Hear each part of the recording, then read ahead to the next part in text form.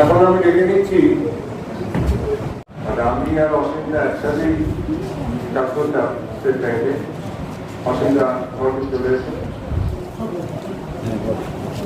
তিনি একাধারে সুরকার, গীতিকার এবং সঙ্গীত শিল্পী, আকাশবাণী ও কলকাতা দূরদর্শনের অনুমোদিত সুরকার, দূরদর্শনের রবীন্দ্রনাথের ডিটেকটিভ, বৈকুণ্ঠের খাতা, প্রবীণপুরের ধারণপাতি ইত্যাদি অনুষ্ঠানে সঙ্গীত পরিচালনা করেছেন। সঙ্গীত পরিচালক শ্রীযুক্ত অনিল বাগচি ও কালীপদ সেন মহাশয়ের তত্ত্বাবধানে সঙ্গীত পরিচালনায় আসেন। 1991 সালে নজরবন্দি ছায়াছবিতে প্রয়াতের জন্য ডিএফকে সম্মাননা পেয়েছেন, বেঙ্গল জার্নালিস্ট অ্যাসোসিয়েশন। এছাড়াও মানিকচাঁদ, জাতিকাল, আকাঙ্ক্ষা, বধূ, কুমারিমা, সন্তান, চন্দ্র মল্লিকা, বড়দিদি, মেঘসাহেব প্রভৃতি ছবিতে সুরারোপ করেছেন।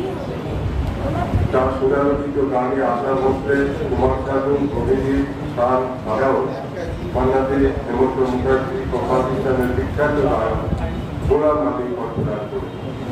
আমরা অসীমদাকে একটি কথা বলার জন্য অনুরোধ। নমস্কার। আজকে তুমি আমার ছোট ভাইয়ের মতন এবং আমার সহকর্মী আজকে আমাকে দেখেছে। অনেক পত্রিকা প্রচুর পরিশ্রম করে পত্রিকাগুলো বার করে সেখানে আমার আজকে একটা লেখা আছে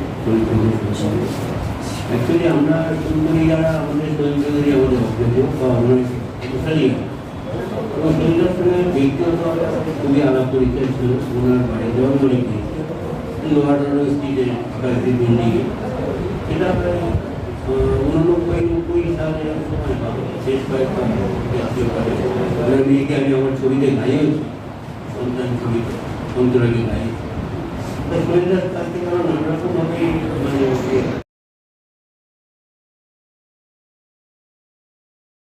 বলুন। অমর শঙ্কর চট্টোপাধ্যায়,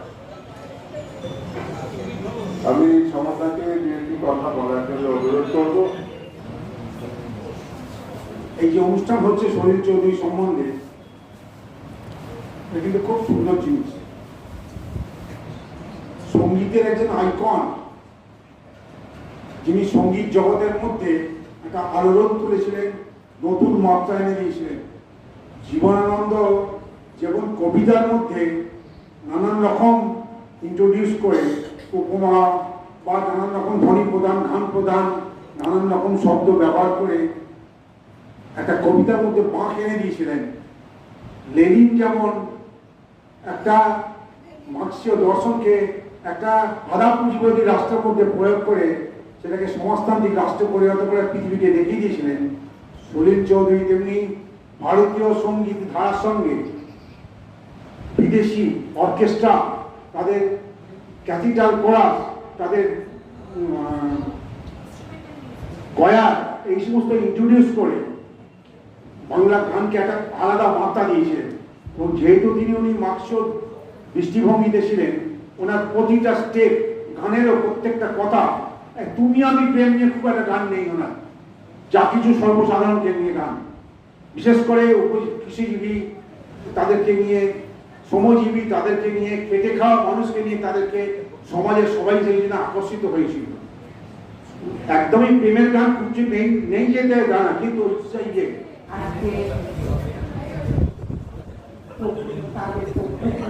বিশেষ করে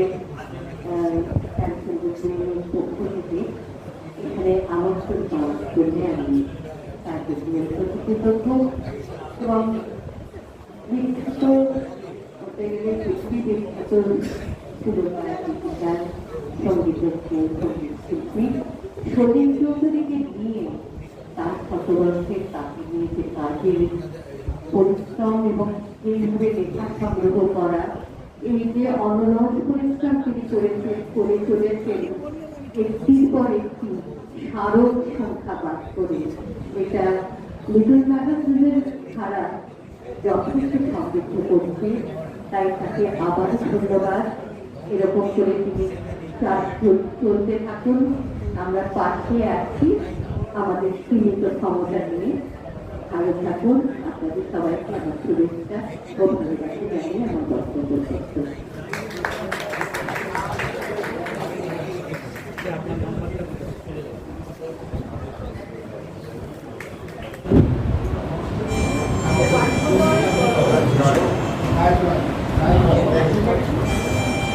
হচ্ছে না তো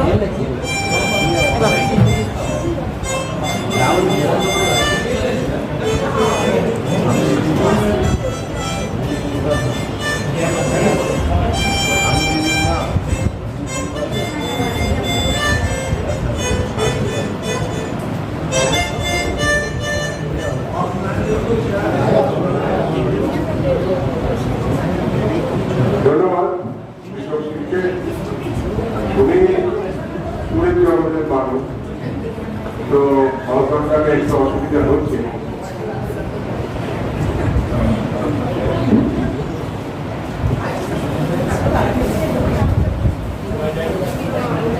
খুব আস্তে আস্তে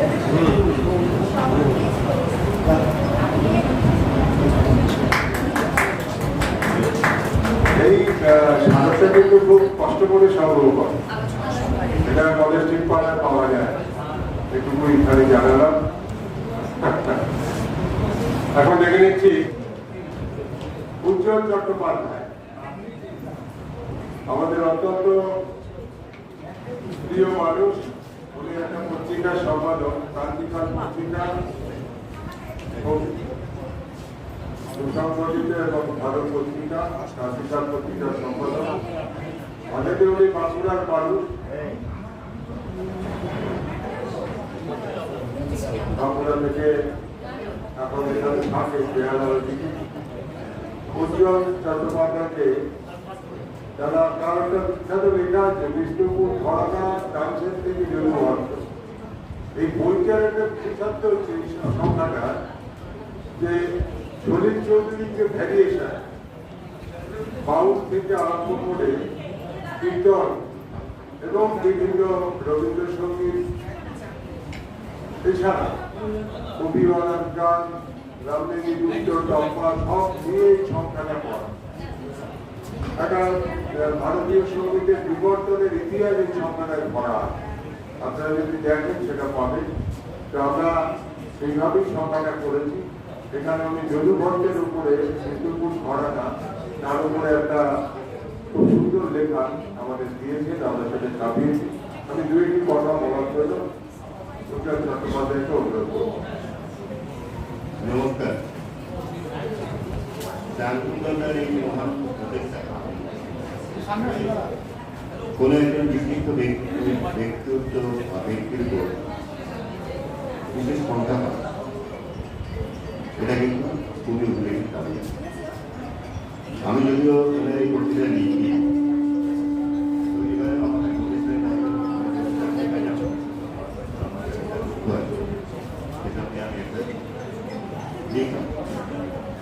সবচেয়ে বড় কথা আজকে এই প্রজেক্টে দাঁড়িয়েছে এখানে সলিল চৌধুরী, ওনার একটা বিশাল কর্মযজ্ঞ চলছে, কর্মযজ্ঞ সারা পৃথিবী ঘুরে চলছে আজকে উনি কত বছর আগে।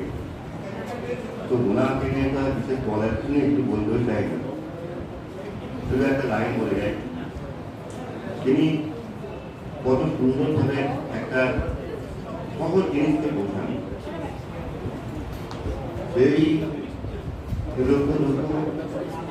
সেই পৃথিবীর গাড়িটা থামাও, আমি নেমে যাব, আমার টিকিট কাটা অনেক দূরে, এ গাড়ি যাবে না, আমি ধন্যবাদ। একটু আস্তে রোকো রোকো, পৃথিবীর গাড়িটা থামাও, আমি নেমে যাব, আমার টিকিট কাটা অনেক দূরে, এ গাড়ি যাবে না, আমি ধন্যবাদ। রোকো রোকো, পৃথিবীর গাড়িটা থামাও। নমস্কার। ধন্যবাদ, ধন্যবাদ।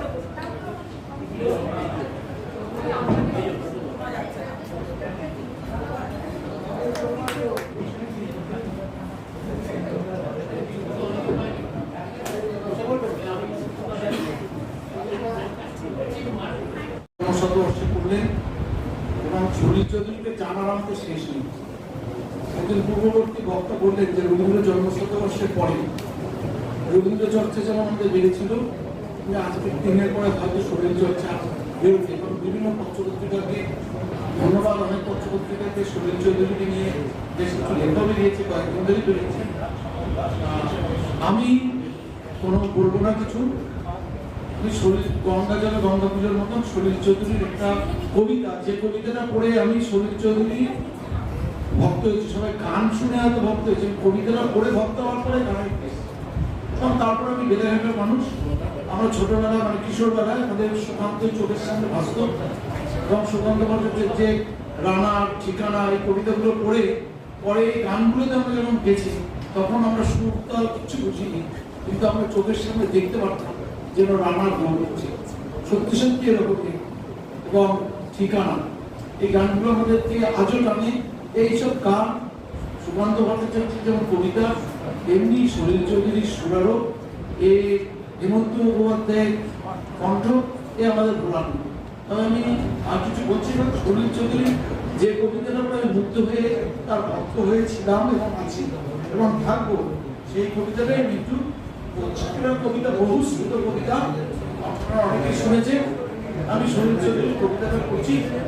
এক গুচ্ছ চাবি,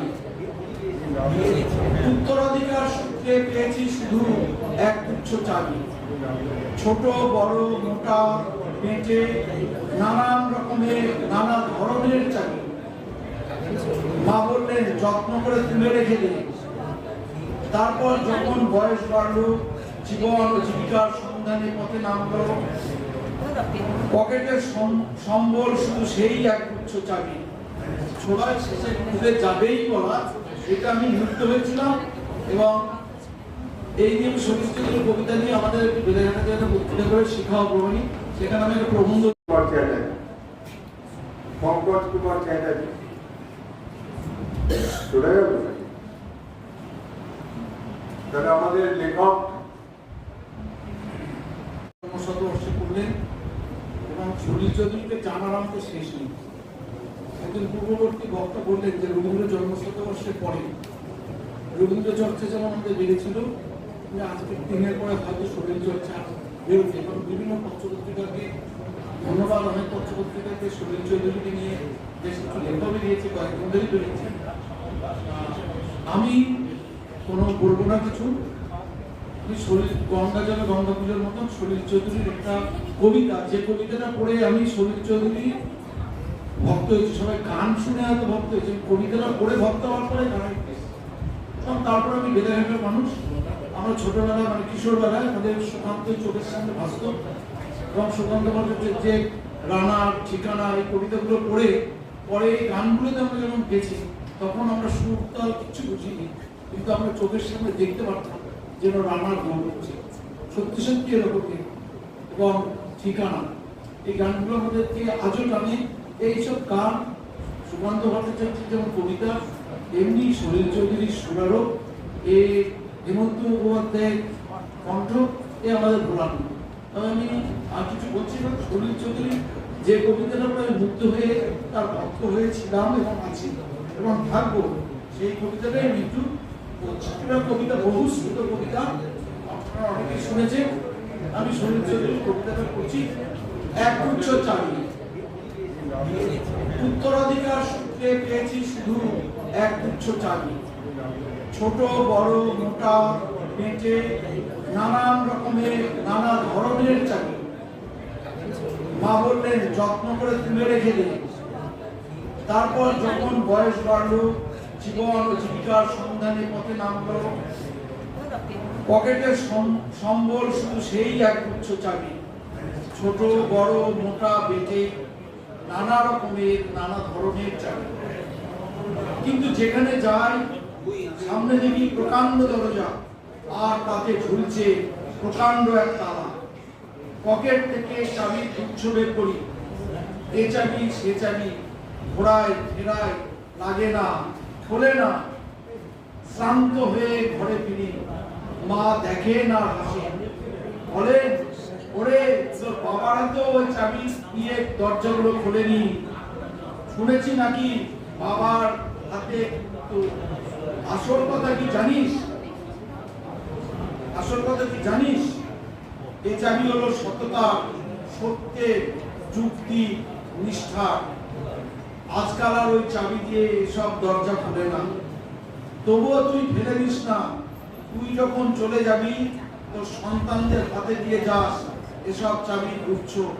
হয়তো তাদের হাতে, হয়তো কেন নিশ্চয়ই একদিন তাদের হাতে ওই সব সততার, সত্যের, যুক্তির, নিষ্ঠার চাবি দিয়ে জীবনের বন্ধ দরজাগুলো খুলে যাবে।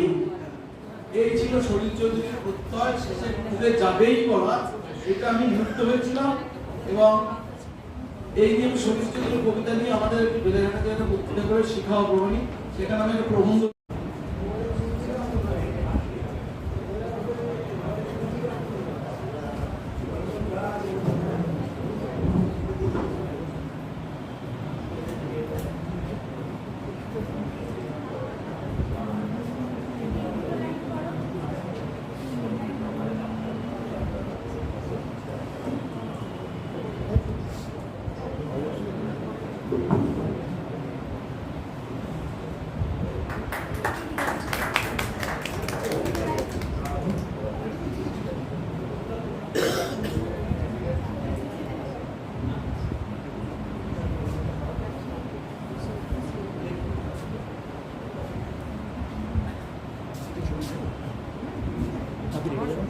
আমি কেন ছবি তুলবে আমি রাখবো।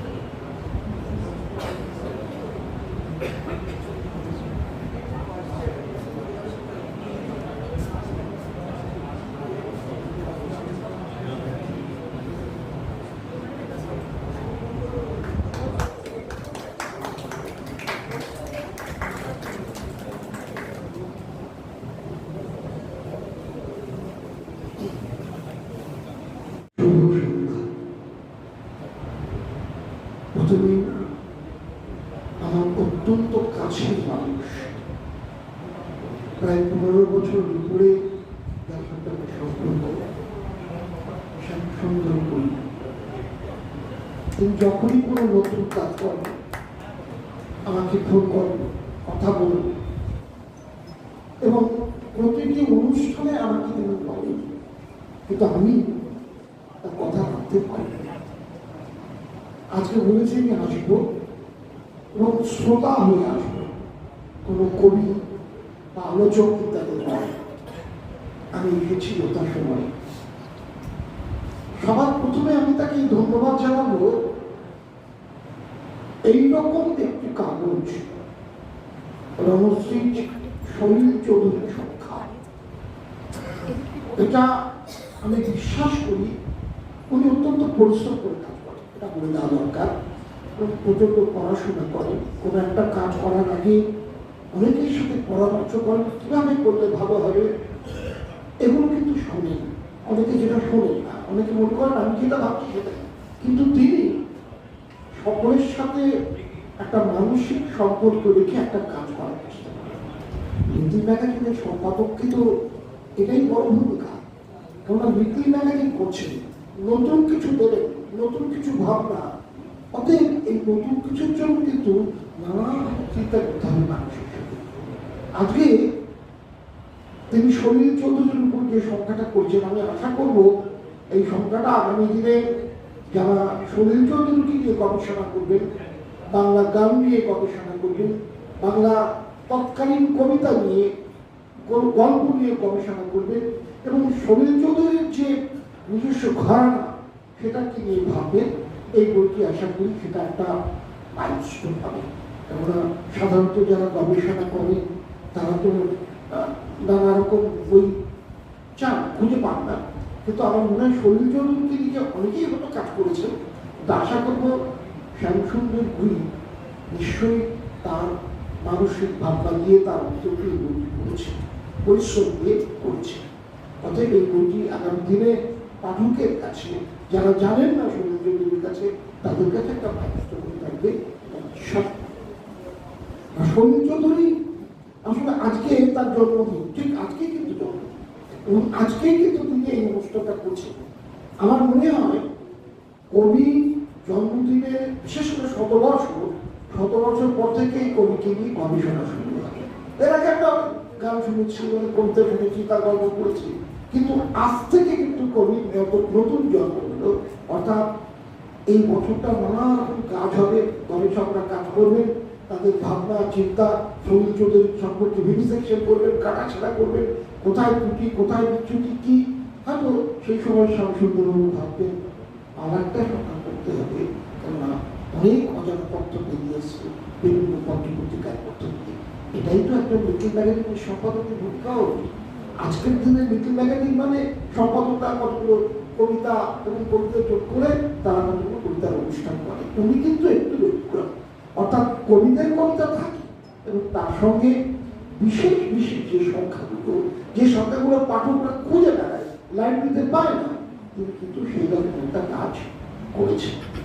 আমি কথা বলবো না, চৌধুরী কবি, গল্পকার, সঙ্গীত স্রষ্টা, সুরকার। আমার মনে হয় রবীন্দ্রনাথ এবং নজরুলের পরে যদি সলিল চৌধুরীর নাম করি, যে তারা গান করেছেন, সুর দিয়েছেন, সব কিন্তু সলিল চৌধুরীর সবচেয়ে বড় যে পরিচয় সেটা হচ্ছে কম্পোজ। এই যে কম্পোজ করা, তারা সঙ্গীতকে গানটাকে কি করে কম্পোজ করবো, তৈরি করবো, করে তারপর সেটাকে ছবি দেবো। এবং এই সলিল চৌধুরী যে কোনো এক গায়ের বুঝে নিয়ে আলোচনা হচ্ছিল, এই গানটার পিছনে কিন্তু জর্জ বিশ্বাস অর্থাৎ দেবব্রত বিশ্বাসের একটা বিরাট ভূমিকা ছিল। কেননা সলিল চৌধুরী প্রথম জর্জ বিশ্বাসের কাছে বাড়িতে যায় এবং সেই সময় হেমন্ত মুখার্জির সাথে তার পরিচয় হয় এবং পরবর্তী সময় আরো বেশি পরিচয় হয় এবং সলিল চৌধুরী তখন তাকে বলেন যে আমি এই গানটা করতে চাই, কিন্তু হেমন্ত মুখার্জি তখন এড়িয়ে দিয়েছিল।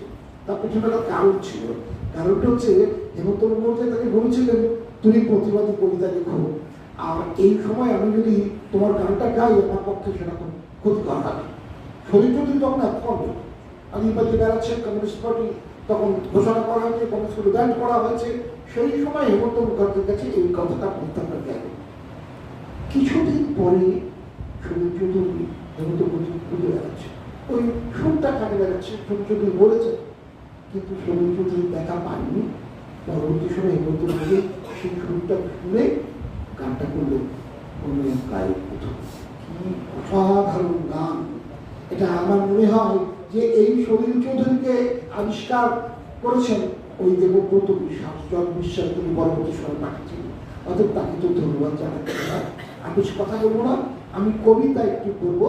যে কবিতাটা সলিল চৌধুরী আসলে কবিতা কবি ছিলেন, কবিতার মধ্য থেকে তিনি উঠে গেছেন। প্রথমত কাকদ্বীপ অঞ্চলে তিনি থেকেছেন, তারপর আসামে বাবা চায় যে চায়ের জায়গাটা, সেখানে ডাক্তার ছিলেন, চা বাগানে। তো সেখানে প্রতিটি মানুষের সাথে, শ্রমিকদের সাথে তিনি এত বেশি মেলামেশা করেছেন যে মেলামেশা করে তিনি তাদের জীবন, তাদের দর্শন, তাদের দুঃখ, তাদের সমস্ত শুনে তিনি কিন্তু শেষ পর্যন্ত একেবারে সন্তুষ্ট করছেন। আমি আপনার ইতিহাসে যাবো না, তবে সলিল চৌধুরী শুনলে হেমন্ত থেকে আরম্ভ করে ধনঞ্জয় থেকে আমি আসছিলাম, মনে ছিল ঝানানা ঝানানা ঝানানা বাজে।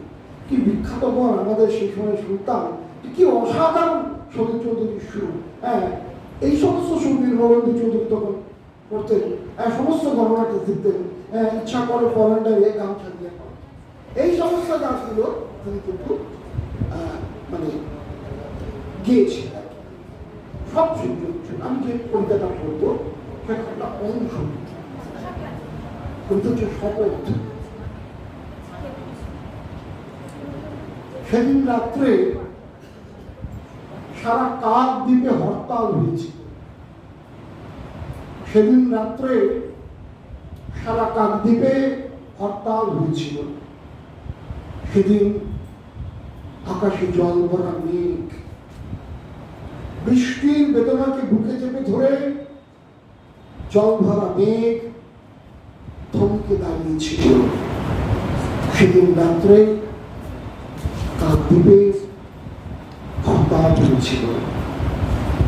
এই পৃথিবীর আলো বাতাসের অধিকার পেয়ে পায়নি যে শিশুর ছাড়পত্র, তারই দাবি নিয়ে সেদিন রাত্রে সারা কাকদ্বীপে কোনো গাছে কোনো কুড়িরা ফুটেনি, কোনো অঙ্কুর মাথাও তোলেনি। প্রজাপতি যত আরো একদিন গুটি পোকা হয়েছিল, পাখা মেলেনি। সেদিন রাত্রে সারা দ্বীপে হরতাল হয়েছিল।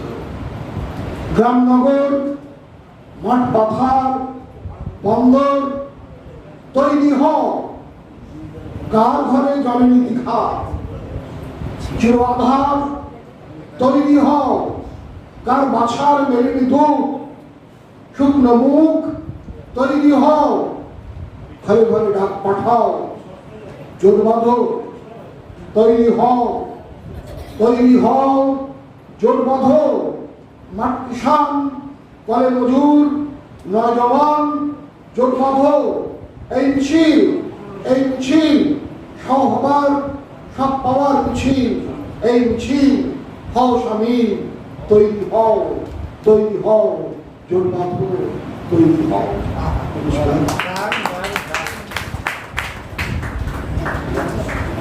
কবিতাকে কোন স্তরে কোন আবেগে তুলে নেওয়া যায় এটা নিপেনদার গলাতেই বোঝা যায়। ধন্যবাদ নিপেনদাকে।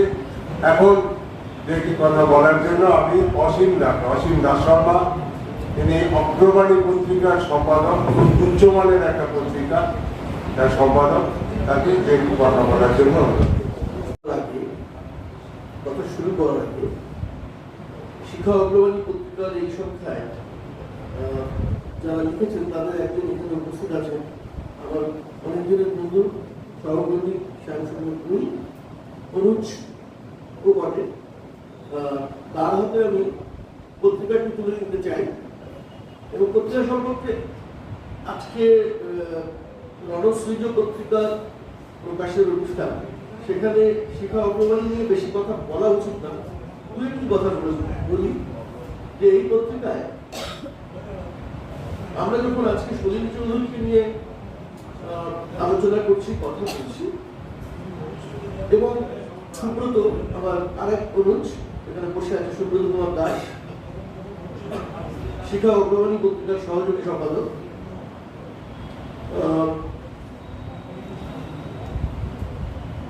তো সুকান্ত ভট্টাচার্য যে নামটা করে গেছিল, সলিল চৌধুরী সুকান্ত ভট্টাচার্যের অনেকগুলি কবিতায় সুর দিয়েছে, রানা, শিক্ষানা এবং অনুভব 1946, যেটার একটা অংশ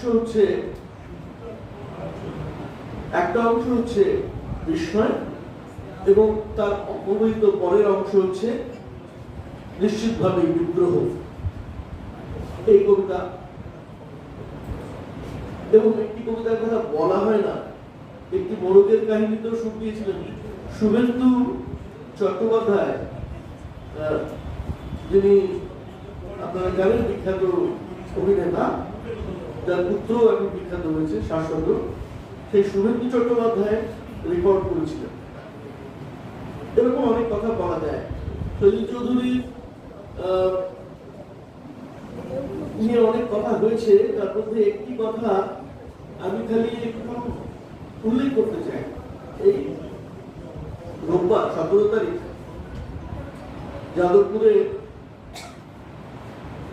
যাদবপুর বিশ্ববিদ্যালয়ে ত্রিগুণাসন মঞ্চে একটি অনুষ্ঠান ছিল, জ্যোতিরিন্দ্র মৈত্র এবং ঋত্বিক ঘটক, সেখানে দুজনের সম্পর্ক ইত্যাদি এবং সবকিছু নিয়ে আলোচনা হলো, কিন্তু এই আলোচনাগুলো কখনো একটি যুগকে বাদ দিয়ে হতে পারে। নিশ্চিতভাবে সলিল চৌধুরী কথাই হলো, সলিল চৌধুরী জ্যোতিরিন্দ্র মৈত্র থেকে বয়সে ছোট, কিন্তু একই সময় বিরাজ করেছেন কিছুদিন পর থেকে। জ্যোতিরিন্দ্র মৈত্রের নবজীবনের গানের উত্তরসূরি হয়েই যেন সলিল চৌধুরী এসেছিলেন এবং সেখানে নানা কথার মধ্যে সঞ্জয় মুখোপাধ্যায় বললেন যে ঝড়ের কাছে রেখে গেলাম আমার ঠিকানা, এই গানে যে কমিউনিস্ট পার্টিকে ছেড়ে আসার একটা ইতিবৃত্ত, একটা সংকেত আছে, সেটা কি আপনারা কখনো ভেবে দেখেছেন? এই অনুষ্ঠানগুলোতে এই লাভ হয়, যা আমাদের চোখে পড়েনি, যা আমরা কখনো ভাবতে পারিনি, সেই ইঙ্গিতগুলো, সেই আভাসগুলো একজন শিল্পী তার প্রত্যেকটি শব্দের মধ্যে চিত্রকর যেমন তার প্রত্যেকটি তুলির টান টোনের মধ্যে কিছু সংকেত ইঙ্গিত আভাস রেখে যান, একজন কবি, একজন সঙ্গীতকার তিনিও তেমন এটা করেন। যাই হোক, আমি যে কথা বলতে চাইছিলাম যে যুগ বাদ দিয়ে কাউকে বিচার করা যায় না। যুগ কেউ সৃষ্টি করেন, কেউ যুগবাহিত হয়ে চলেন। সুকান্ত ভট্টাচার্যের শতবর্ষ আর বছর দুয়েক পরে, গত বছর অরুণাচল বসু শতবর্ষ হয়ে গেল। কবি অরুণাচল বসু সুকান্ত ঘনিষ্ঠতম বন্ধু বলা যায়, এবং কবি সুকান্ত ভট্টাচার্যের সুকান্ত রচনাবলী, যেটা আমি পুরনো সারস্বত প্রকাশনের রচনাবলীর কথা বলছি, তাতে অনেকগুলো চিঠি, 50-এর উপরে চিঠি ছাপা আছে। তার মধ্যে অধিকাংশ চিঠি সুকান্ত অরুণাচল বসুকে লিখেছে, এবং অরুণাচল বসুও কিছু চিঠি সেখানে হয়তো ছাপা আছে, উত্তর দিয়েছেন। তো সেই অরুণাচল বসু যার মার কাছে মাতৃহারা সুকান্ত প্রশ্রয় এবং আশ্রয় পেয়েছিলেন, এই সরলা বসু এবং পুত্র অরুণাচল বসু দুজনে মিলে সুকান্তকে নিয়ে বই করেছেন। অরুণাচল বসুর একারও বই হচ্ছে। সেই অরুণাচল বসুর শতবর্ষ উপলক্ষে শিক্ষা অগ্রগণিতে একটি প্রণপত্র আছে, আর আরেকটি প্রণপত্র আছে ধর্ম, সমাজ, রাজনীতি, জাতপাত নিয়ে। আমি দুটি কবিতা পড়ব। তার সেটা করার আগে শিক্ষা অগ্রগণি পত্রিকাটি রণশ্রী পত্রিকা সম্পাদক আমার বন্ধু শ্যামসুন্দর ভূঁইয়ার হাতে তুলে দিতে চাই।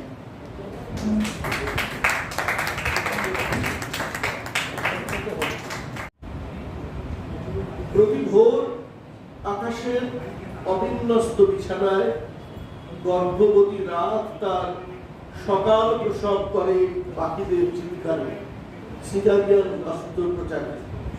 প্রসূতির রক্তে লাল লাল হয় ভোরের আকাশ। সকালের শিশুকাল ক্রমশ দুপুর হয়ে যৌবনে উত্তপ্ত হয়।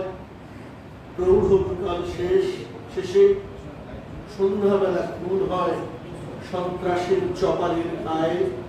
দিবসের রক্তে লাল লাল হয় সাঁচের আকাশ। এইটুকু। যেহেতু সলিল চৌধুরী গানের পাখি, আমার নিজের লেখা, আমি কবিতা বলতে ভাষা পাচ্ছি না, একটা লেখা, সেটা কবিতা হয়েছে কিনা আমি জানি না, করছি, বেশি সময় নেব। কোজাগর। একটু পরেই কবিকে আনা হবে ভালোবাসা ভবনের রাজকীয় হিসাবে। ভাবনা বিকারের দায়ে, ভাবনা বিকারের দায়ে তিনি দায়রায় সোপর্দ হয়েছেন। আসলে রাজ ব্যবস্থা জানে যে কবিরা গানের পাখি। সে গান কোনো নিয়মের ধার ধারে না, ওরে আহেরি আন্ত্রিকে বেগানা টানায়। সহজ অথচ অপার্থিবতার প্রাণ শক্তি নিয়ে উদ্বেল করে তোলে মানুষের সহজিয়া মন। কবির গান রাজার বড়ই পছন্দের। যতক্ষণ সে গায় সকল দেশের রানী সে যে আমার মাতৃভূমি। আর একবার যদি সে প্রকল্প ডাকে জাগানিয়া গান ধরে, সে আর গানের পাখি থাকে না। তার রক্ত মাংসের দিকে দলুক নজর পড়ে পাড়াপড়শি। ভালোবাসা মন্ত্রকে ডেকে এনে তাকে দাবাই দেওয়া হয় শিরোপান। কাজ না হলে তার জন্য ভাবনা কাজীর নিদান 2.5 কোটি জবাই ধর্মের নামে। মাংসে দেশপ্রেমিকের ভোজ, পালকে শাকিল কক আর টুপি সর্দার মোড়ল আর অধ্যাপকের জন্য।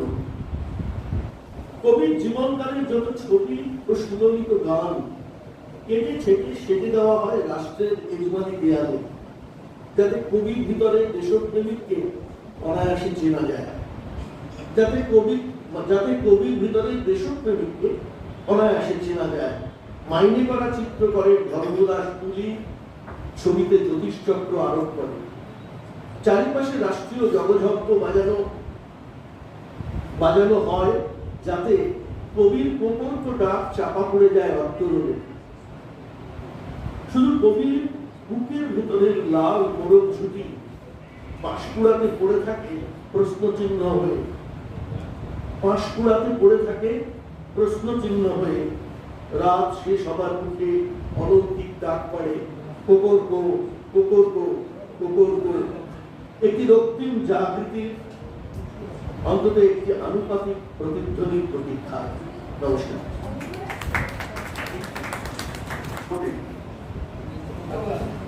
গৌরী বিশ্বাস মিত্র, আমি তো আছি তমিমা মুখার্জি, যাদের নাম্বার নাম আরেকজন দেখে নিন দাদা, আমি এটাতে কন্ট্রোল করি। না না, এদের আমি চলে যাবো ডাক্তার, ঠিক আছে? আর আরেকজনকে দেখে নিন। তমিমা মুখার্জি,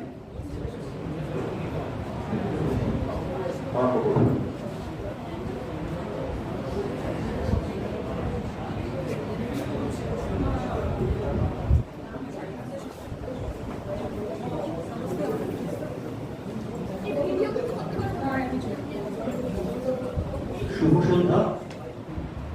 বনশ্রী পত্রিকার সলিল চৌধুরী সন্ধ্যা যে আয়োজন করেছে শ্যামসুন্দর দা, সলিল চৌধুরীকে প্রণাম এবং শ্যামসুন্দর দাকে আমার আন্তরিক শুভেচ্ছা। কবিতার নাম একলা হয়ে থাকে। নিজের মধ্যে থেকেও সে তো ভীষণভাবে একা। সামান্য তবু এই আয়োজন, তবুও নয় ফাঁকা।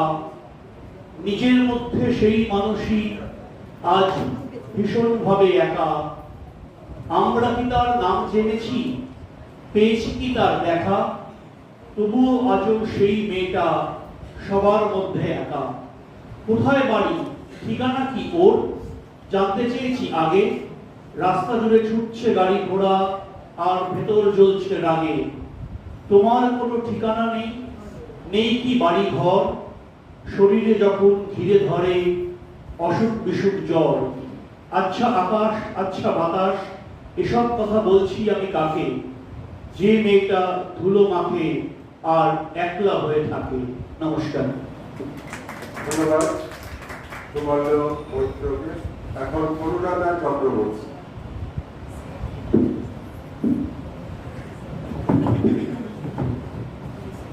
নমস্কার, শুভ সন্ধ্যা। সকলকে অনেক শুভেচ্ছা, ভালোবাসা। আজকে যার ১০০তম জন্মদিন, তারই একটি কবিতা, ছোট্ট কবিতা বলব। কবিতার নাম বয়স। এমনও মুহূর্ত আসে মনে হয় ১০০০ বছর ধরে বাঁচার যে সুখ, এই মুহূর্তে তাই পেয়ে গেছি। সে হিসেব আমার বয়স কয়েক সহস্র কোটি, ওর বুদ্ধিরও প্রায় কাছাকাছি।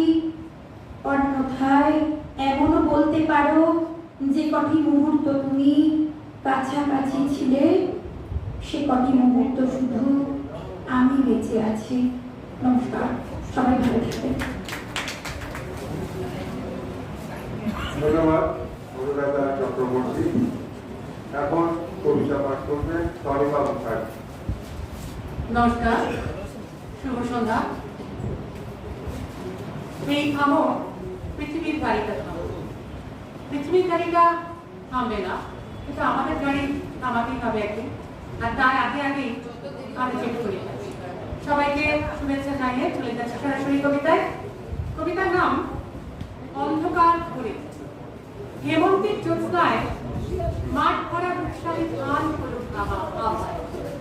চতুর্থলা চড়ে রাসলীলা মঞ্চে রাজ বেশি বসে আছে রাধা ও শ্যাম। দিনে ধুলো মেখে ঝরে পড়ে সবুজ পাতারা শীতের ক্ষয় রোগে।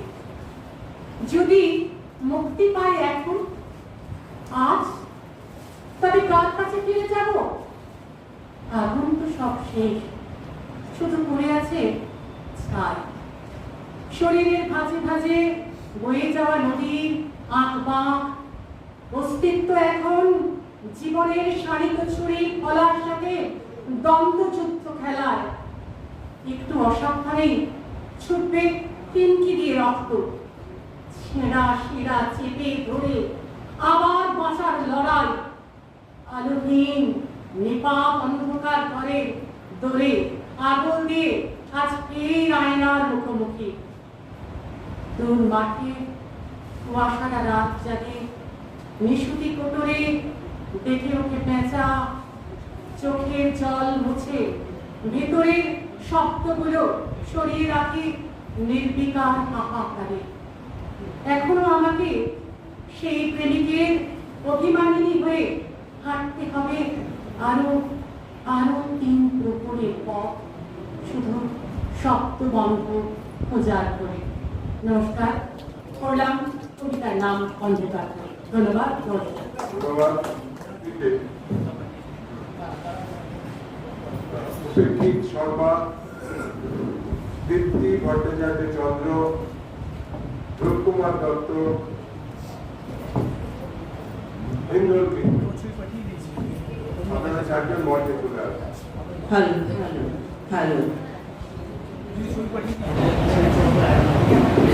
আজকের এই অনুষ্ঠান যাকে নিয়েছে শরীর চৌধুরীকে প্রথমেই আমার সশ্রদ্ধ প্রণাম জানাই। আমার প্রচণ্ড প্রিয় একজন সঙ্গীতটা এবং পরিচালক, ছোটবেলা থেকে ওনার গান শুনে শুনে আমরা অনুপ্রাণিত হয়েছি। যদিও আমি গানের লোক নই, গান সম্বন্ধে আমার সেরকম কোনো অভিজ্ঞতা নেই, কিন্তু গান শোনার ব্যাপারে আমি ভীষণই আগ্রহী এবং শরীর চৌধুরী আমাদেরকে এই ছোটবেলা থেকেই প্রচণ্ডভাবে অনুপ্রাণিত বা অনুরণিত করেছেন। তো এই সঙ্গে আমি আরেকটা কথা বলি, আমার কবিতার সঙ্গে যেটা সম্পর্কিত সেটা হচ্ছে সুকুমার রায়। সুকুমার রায়ের লেখা পড়েনি এরকম বাঙালি বলে মানে আছে বলে আমার মনে হয় না। তো সুকুমার রায়ের ব্যাপারে আমি খুব মানে আবেগ করবো নাকি, সুকুমার রায়ের অনেক লেখার বাক্য বা শব্দ আমি অনেক কবিতাতে ব্যবহার করি। তো সেরকমই আমি সুকুমার রায়ের কিছু শব্দ এবং বাক্য, লেখা বাক্য ব্যবহার করে একটা কবিতা লিখেছি। সেই কবিতাটা আমি এখন পাঠ করে শোনাচ্ছি। আমার মনে হয় সুকুমার রায় যেমন শরীর চৌধুরী সম্বন্ধে আমাদের এখন অনেক কিছু জানার আছে, সুকুমার রায় সম্বন্ধেও আমার মনে হয় অনেক কিছু জানার আছে, ওনাকে নিয়েও একটা সংবাদ করা যেতে পারে। তো যাই হোক, এটা আমার অনুরোধ আর কি রইল। আমি কবিতায় চলে যাচ্ছি। আমার কবিতার নাম বিজ্ঞানীর অভিজ্ঞান। ল্যাবরেটরিতে পরীক্ষা নিরীক্ষা করছিলেন বিজ্ঞানী। একরণ সভ্যতার ধুলো উড়িয়ে নাকি সুরে বললেন, নিঝুম নিসর্গও ভালো, মন খারাপের ভুল জ্যামিতিও ভালো, হইচই হরিসভাও ভালো, প্রশ্নচিহ্নের অ্যানাটমিও ভালো, রাতুল রাতপ্রহরাও ভালো, ঘুমের টেস্ট টিউব বেবিও ভালো, সাহসী সাঁকও ভালো, এক্সপেরিমেন্টাল দোটানাও ভালো। আরেকদল ঝাঁকড়া মাথা বোবা বিজ্ঞানী সাইকোমিটারের টেস্ট রিপোর্ট দেখতে দেখতে বললেন, সবটা বলে কয়ে হয় না, সবকিছু বলাও যায় না, কিছুটা দেখুন 1000 বছরের একটা রাত্রির অন্ধকার। এসব বলতে বলতে পৃথিবীর তাবক বিজ্ঞানীকুল আদিম কুলের চাঁদিমহীন পথ ধরে গানের পালা সাঙ্গ করে ঘনিয়ে আসা ঘুমের ভোরে যে যার নাকের শুশ্রূষায় ব্যস্ত। চন্দ্রায়নের 4র্থ এপিসোডে আসেন হেড অফিসের মস্ত বড় অ্যাস্ট্রনট ফুটোস্কোপের আয়নায় নিজের মুখ দেখে বললেন, ঈশ্বর ভালো, কণাও ভালো, রিলেটিভিটি ভালো, কোয়ান্টাম থিওরিও ভালো, কিন্তু সবার চাইতে ভালো পাউরুটি আর ঝোলা বুট। ধন্যবাদ। এখন কবিতা পাঠ করবেন ইন্দ্রল মিত্র।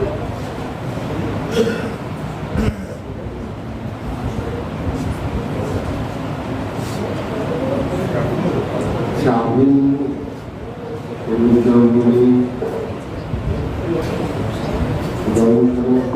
একটা কবিতা লিখতেছি, না করে সরাসরি কবিতায় চলে যাচ্ছে। কবিতার নাম শ্রদ্ধা।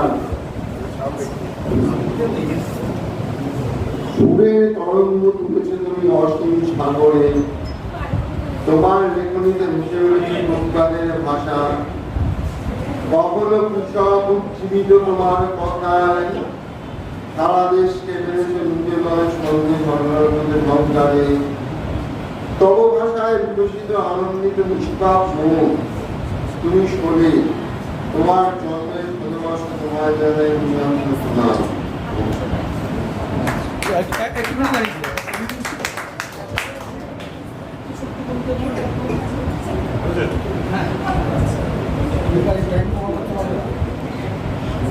ধন্যবাদ ইন্দর মিত্র।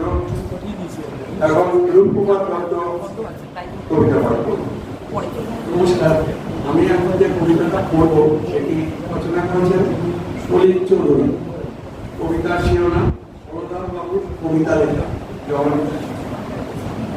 তারপর বুঝলেন, অফিস থেকে ফিরে এসে মাথায় চাপলো আজ সার কবিতা লিখ। জিজ্ঞাসা করবেন কেন? আমার ইচ্ছে। আমি লিখলে আপনি কি আমায় ঠেকাতে পারবেন? সে জায়গা ভাবলুম কবিতা লিখ, কিন্তু মাথায় সার কোনো ভাবই আসে না। তা আমার এক অফিসের এক ছোড়া কবিতা লেখে, তাকে জিজ্ঞাসা করেছিল, হ্যাঁ ভাবটা পাও কোথায়? সে বলল, ভাবলে ভাব পাবে না, একটা কিছু ধরে নিতে হবে, তারপর তাকে ধরে টান মারলে চল চল করে ভাব আগে বাড়তে থাকে।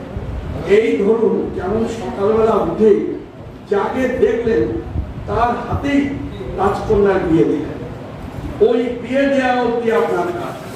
তারপর সে আপনা আপনি থেকেই ছেলে পুলে নাতি পুতি পারতে থাকে। এইরকম আর তাই ভাবছি একটা কি ভাবকে ধরা যায়। এমন সময় গিন্নি এসে বললেন, সারাদিন খেটে খুটে এসে এখন আবার কাগজ কলম নিয়ে বসলে কেন? আমি বললাম, একটা। গিন্নি বললেন, সে আবার কি? আমি বললাম, কিছু না, তুমি এখন যাও। ইউরেকা, পেয়ে গেছি। আমি লিখলাম, সারাদিন গলদ ধর্ম, অফিস থেকে খেটে খেটে, তারপর খেটে খেটে শুনে কি মিলবে রে বাবা? কেটে কেটে, চেটে চেটে, পেটে পেটে, ও তারপর পেটে পেটে, হেঁটে হেঁটে।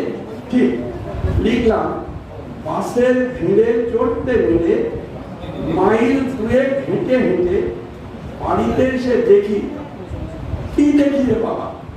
আবার ভাবতে লাগলো, ঢেঁকি ঢেঁকি, মেকি নেকি, ঠিক হয়েছে। লিখলো, পাশের বাড়ির সেই মেয়ে যার নাম দিয়েছি নেকি, বেরিয়ে গেল চলে, কথাটি নাহি বলে। এই অবধি একেবারে চর চর করে এগিয়ে গেল, বুঝেছেন? তারপরে একটা দারুণ ভাব এসে গেল মায়ের। লিখলুম, এমন তোমার কি আছে গো বড়বিনী রায়? আবার ভাবতে লাগলুম, রায় যাই চাই ছাই নাই, ভাই ভাই ভাই ভাই। তারপর আবার ভাবতে লাগলো, তাই ভাই যাই, ব্যাস পেয়ে গেল। লিখলুম, হৃদয় পুষ্করণী মাঝে বেড়ে গেলেই ঘাই। আরো এগোচ্ছিল, ও এসে বললো, কি ছাই বসে বসে নিজের মনে বিড়বিড় করছো, চলো খেতে দিয়েছি। আমি বললুম, চলো আসছি।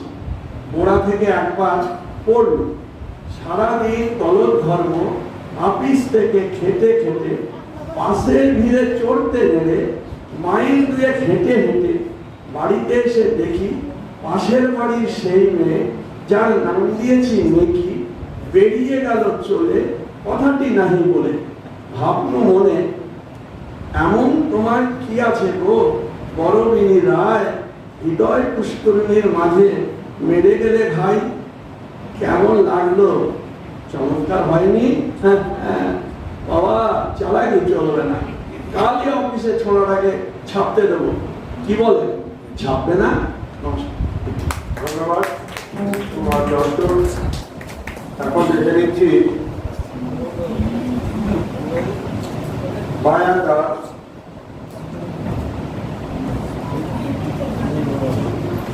তাপসী ঘোষ, মিতালি চক্রবর্তী, প্রিয়জিৎ ভৌমিক।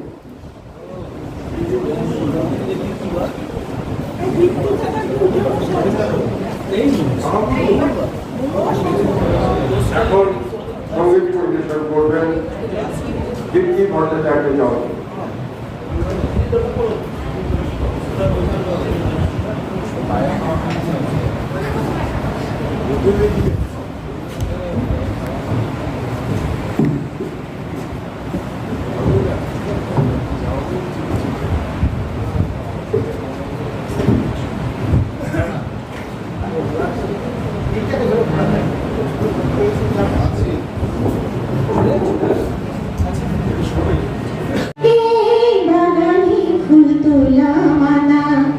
সবাই জানে কথা শুনে বাতাসে শুধু শুনি না, সে তো বলতে জানে না।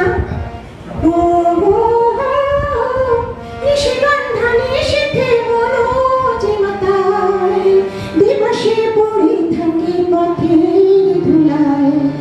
ও শিউলি গোলাপ পারুল ফোটে ছড়ে যায়, দুদিনের হাসির খেলা দুদিন ঘুরায়। সবাই জানে শত দিনের সৌরভ শুধু মানে না, সে তো ঝুঁকতে জানে না। এই বাগানে ফুল তোলা মানা, সবাই জানে কথা শুনে বাতাসে শুধু শুনি না, চিত্র পড়তে জানে না। কে আপন কি বাজে পর জানা জানা, দুনিয়া দুহা করা চেনা চেনা। কে আপন কি বাজে পর জানা জানা, দুনিয়া দুহা করা চেনা চেনা। ও হাজারো কাজে আছে হাজারো মানা, নিষেধের বাধায় সাধা কেবল নানা। ও হাজারো কাজে আছে হাজারো মানা, নিষেধের বাধায় সাধা কেবল নানা। সবাই জানে কথা শুনে যৌবনে শুধু শুনি না, সে তো ডরতে জানে না। এ বাগানে ফুল তোলা মানা, এ বাগানে ফুল তোলা মানা। সবাই জানে কথা শুনে বাতাসে শুধু শুনি না, সে তো পড়তে জানে না, সে তো পড়তে জানে না, সে তো পড়তে জানে না, সে তো পড়তে জানে না, সে তো পড়তে জানে না।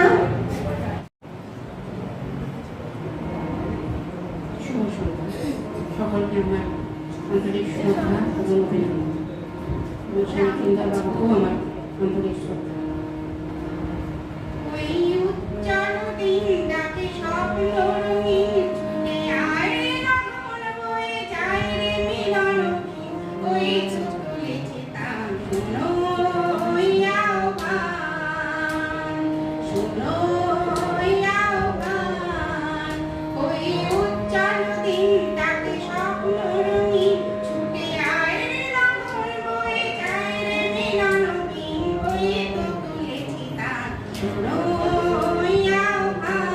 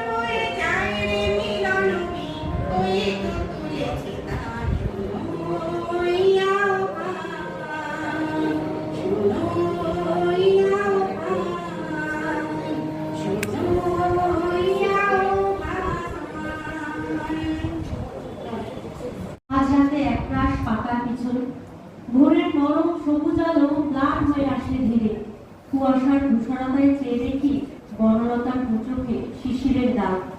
শ্রাবস্তীর কারুকার্যে আঁচড় কেটেছে ট্রামের চাকায় কাজলের মটক আর কলমের চিৎকার। দূরতর দ্বীপের ভেতর সূচেতলা অপেক্ষায় আজ 60টি দর্শক। সুরঞ্জনার হৃদয়ে জমেছে ভয়েরই ঘাসের আস্তরণ। কবে যেন সে বঞ্চিত হয়েছিল কিশোরীর চাল দেওয়া হাতের স্পর্শ থেকে। অসংখ্য নক্ষত্রের রাতে বকের পাখায় দেখি শকুনের ছায়া। 1, 2, 3, 4 গুণী সারাটি রাত। গাঙ্গুরের নাব্যতা কেড়েছে জীবনের প্রবাহ। তবু সাদা ছেঁড়া পালে ডিঙি বায় বাবরি চুলের কিশোর 1000 বছরের পথরেখা ধরে খুঁজে ফেলে সেই স্বচ্ছপ্রাণ যাত্রীকে, যে এ ধুলোয় চেনাতে এসেছিল নিজের জন্মের চিহ্ন। পাতালের মতো দেশ পিছে গেলে নরকের মতো শহরে অহরহ খুঁজি তোমায় আজ এই তিমির হরণের রাতে। নমস্কার।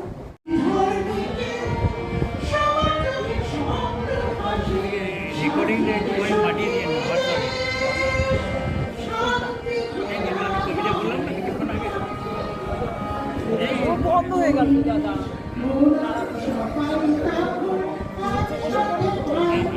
সেটা আছে, আলাদা আলাদা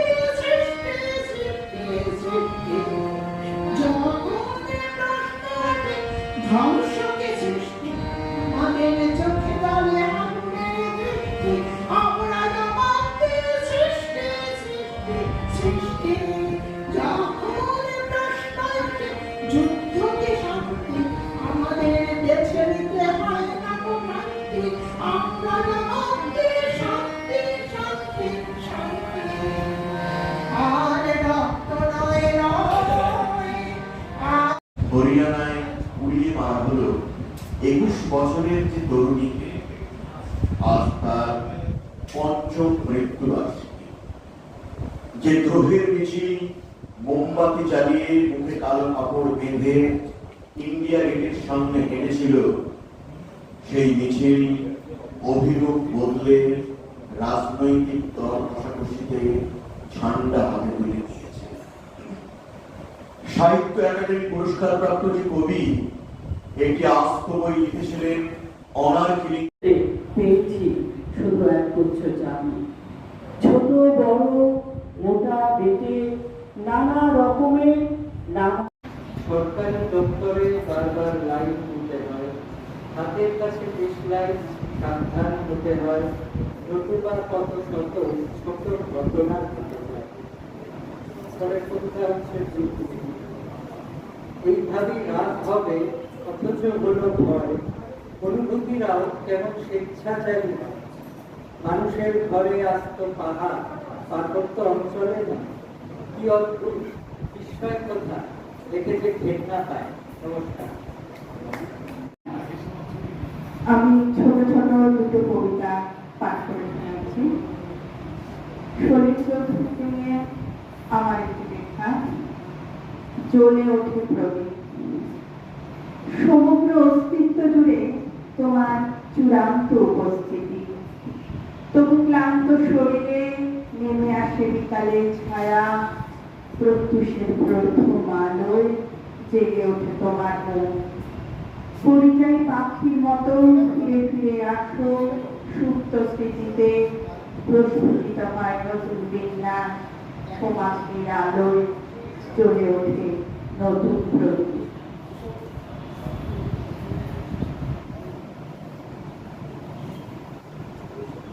এই বস না একটু, ওই বস বস একটু ছবি তুল। আমার পরবর্তী কবিতা সামাজিক সম্প্রীতি আমার ফোনে স্টোরেজ নেই তো দুঃসময় জানামনি এইটা জানিয়ে গেল আর নয় এখানে তুলেছি তো দাদারটাই তুলেছি বুঝে নাও লড়াই সরকার রাজপথে প্রান্তরে অনেক শব্দ কত যন্ত্রণা আমাদের কত আর নয় চলে গেছে বই ভাসিয়ে সময় কত লাঞ্ছনা কত যন্ত্রণা সহ্য করতে তুমি আজ দেখো যে একবার আমাদের অঙ্গীকার কত রকম মানব বন্ধন চলেছে চারদিক হাহাকার আর নয় আমরা সেই জবাবের ফেরিওয়ালা সময়কে পাল্টে দিতে আজও এই যন্ত্রণায় জ্বালা তাহলে সময় গড়তে ওঠার হাতিয়ার এই সময় উত্তার সময় নাই এ পরাজয় হবে যে তোমার আজ সেই জয় মানছি না মানব না সে তো ভয় এই তো সময় এই উত্তার সময়। ধন্যবাদ। একটি মেয়ে আগুন জ্বালায় বুকের পাজল ভেদ করে প্রতিবাদের ঝড় উঠেছে মধ্যরাতের বই পড়ে একটি মেয়ে চলতে শেখায় জনপথের অন্দরে ভক্তি দিয়ে মিছিল চলে মারিয়ে সকল মন্ডল একটি মেয়ে রাত দখলের হাতছানি দেয় অপর বিষ মুক্ত বেদির মাথায় নাচে কালকে উঠে নাগের বিষ একটি মেয়ে বিবেক বোধের ঝড় তুলেছে সবখানে অন্ধকারের মুক্তির বই জ্বলল আলো সব প্রাণে একটি মেয়ে কাতর স্বরে বলল সবার কানে কানে পথ ছেড়ো না হাল ছেড়ো না হাল ভিডিও জয় ভাই নমস্কার পুত্র বলা যেতে পারে শিরোনাম নীল ধ্রুবতারা সুরের মায়া জাল ছাড়িয়ে গ্রাস করেছ মন তাই তো তোমায় সেলাম জানাই আমরা জনগণ হাজার রঙে রাঙিয়ে ঢালো সুর সেই মায়ারি আবেশ ছড়ায় বহু দূর ছন্দে সুরে সুতা গন্ধে বাংলার মাটি স্বপ্ন জাগায় মনে প্রায় সোনার মতোই ফাঁকি জীবনের গান মুঠো ভরা সংগ্রামে বাঁশির কোমল সহজিয়া সুরে প্রেম সব হারানোর চোখের জলে মানুষের চিৎকারে শরীরের গান আগুন ঝরায় সুরে যতদিন বেঁচে থাকবে বাংলা গানে তোমার সুর জেগে থাকবেই প্রাণে বাংলা ছাড়িয়ে ভারতের প্রান্তরে স্মরণ পিতার সবার হৃদয় কানে পাগল খাওয়া এরপরে লাস্ট ব্লক আমি দেখে নেব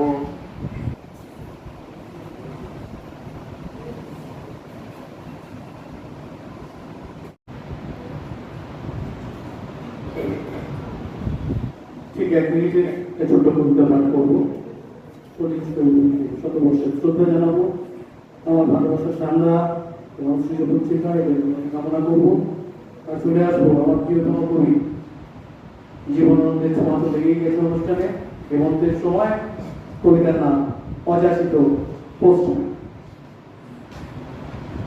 কুয়াশায় ম্রিয়মান দিকে হঠাৎ ঝলকায় শীতার্থ বিউগলে বাঁধা চেনা শহর অখানের ধানমান কাকা খেয়ে আর পুরি খাওয়া কিছু বেদান্ত নীতি পাহাড় থেকে নামছে খেপাসি বেরোগীর কিছু শীর্ষানের মূর্তি কৈমন্ত্রিকা পোস্টম্যান হাতছানি গধূলির গগনে আলো গুছে কার্তিকের ভাষা মেঘ আর প্রান্তরময় ঘাস অগ্রন্থিত কবিতায় হলুদ নরম কাশ অবসরজাত পাণ্ডুলিপির নির্জন স্বাক্ষর হেমন্ত লিখতে বলে হিমরাতে ছাতিলে ঝড় উপবাণী মফস্বলে শিউলি ঘেঁষা নবান্নের গ্রামে রাজুক তারাকুন্ত কোল ছুঁয়ে হাঁটতে লগ্ন হেমন্ত কাল প্রেম ভালোবাসি। উজ্জ্বল বাদক টানা ক্ষণিক বিভ্রম, স্বতন্ত্র কায়ার মূর্ত বিষণ্ণ সম্ভ্রম, অদীক্ষিত ঋতুরাজ জীবনানন্দ জ্ঞান কেবল দুনিয়াতে আসি সে যে উদ্বাস্তু প্রশ্ন। ধন্যবাদ। কবিতার নাম হলো ভোলা বলদা, কলমে আমি পালন করি। তুমি আমায় ভুলে যেতে বলেছিলে। হ্যাঁ, আমি কিন্তু ভুলে যাবার ভান করে তোমায় ভুলে যেতে আপ্রাণ চেষ্টা করে চলেছি।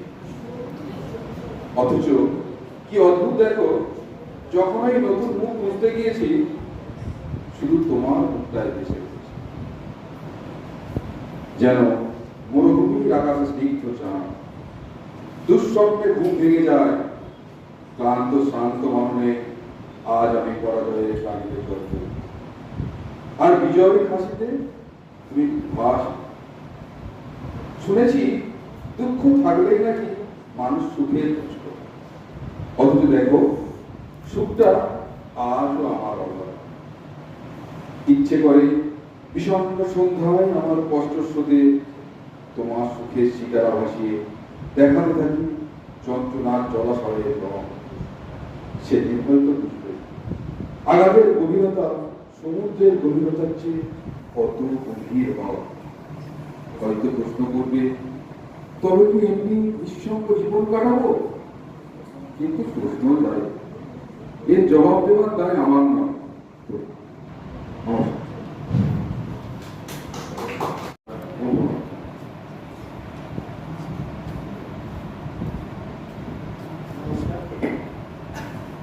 কবিতাটি পাঠ করছি, কবিতার নাম রণশ্রীজয়ী। সলিল সাগরে ভেসে যাওয়া স্রোতে ওঠে কল্লোল ধ্বনি, তীরে সমতটে তার অভিঘাতে বেজে ওঠে রণধ্বনি। চিঠি বোঝা বুঝে দ্রুত রণ পায়ে থামকে রানা থামো, হাতে লণ্ঠন আরো উঁচু করে বন্ধুর পথে নামে।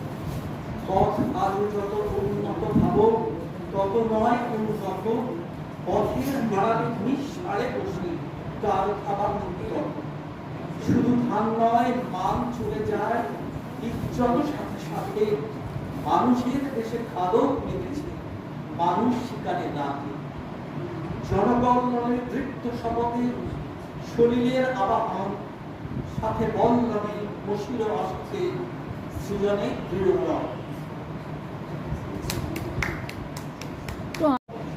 শ্রদ্ধেয় কবি সুরকার ললিতদার শরীর চৌধুরী শ্রদ্ধা জ্ঞাপন করে তার লেখা একটি কবিতা আমি কবিতা। ও মশাই শুনছেন? ও মশাই শুনছেন? ও মশাই শুনছেন? বিশুদ্ধি মাঝরাতে চিৎকার শুনে পড়ে পাগলটা আবার এবার এসেছে।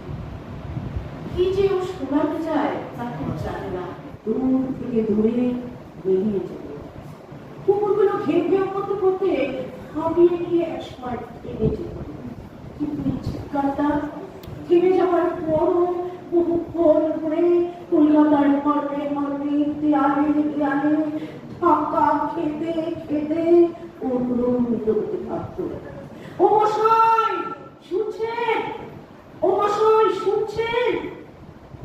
সারা কলকাতা শহরতলিতে কোনো না কোনো পাড়ায় মাঝরাতে কোনো না কোনো দিন চিৎকার শুনে লোকের ঘুম ভেঙে যেত। ও মশাই শুনছেন? হঠাৎ যেগুলোটা লোকেরা বলত, পাগলটা আবার এসেছি পাড়ায়। আমি তখন তরুণ, আজ থেকে প্রায় 35 বছর আগে কথা। আমার আর 20 GB আছে, স্টোরে রেখে দিয়েছি। আমার আন্তরিক শুভেচ্ছা জানিয়ে আমার একটা স্বরচিত কবিতা, কবিতার নাম লাশ কাটা।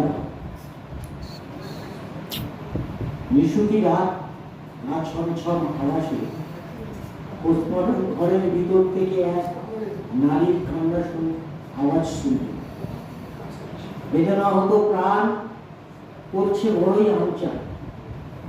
স্বজন হারানো কান্নার শব্দ বারে বারে ধ্বনিত হয় ঘুমোর ঘরের পরিত্যক্ত শিরোনামে মৃত্যুর কফিন বক্সে আবরণে লাশের উপর দাঁড়িয়ে কত পাপ করেছে।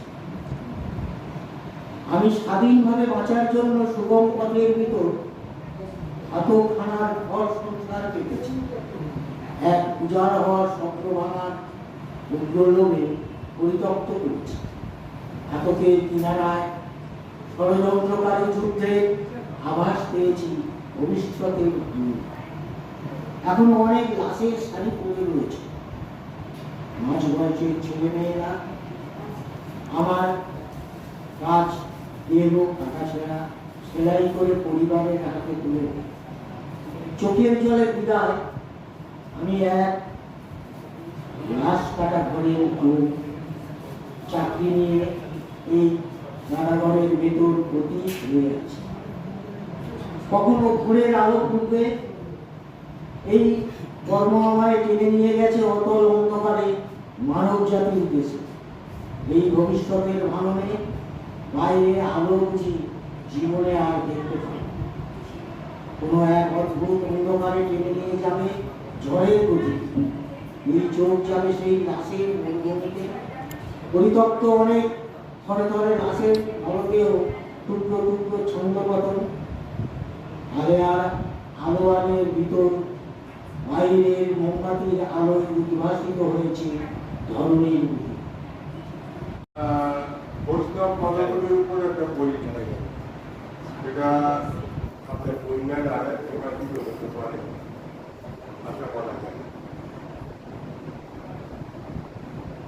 এই কবিতাটা শিক্ষা প্রবাদী পত্রিকায় প্রকাশিত হয়েছে। কবিতাটার নাম পোড়া গন্ধ।